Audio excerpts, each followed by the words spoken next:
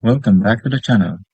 I just want to ask, are you a person like me who has issues in always getting annoyed when a pop-up blocker appear on my Mac due to my Safari browser?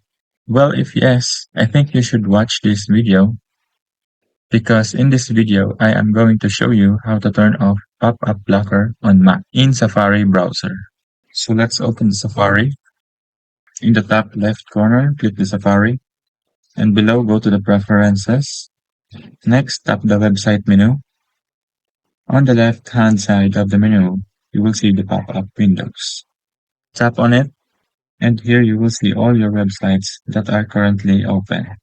Through here, you have the ability to block websites you desire. You can block or notify them individually, or you can just block or notify them batch by batch.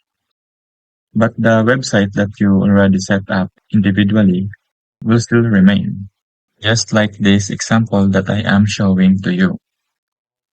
They remain unchanged as I change the setting back and forth.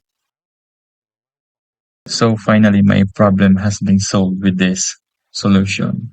And I hope I help you with this. And if you are having hard time catching up, you can just watch my video repeatedly. So if you think this video is helpful to you, please like and subscribe to the channel for more videos.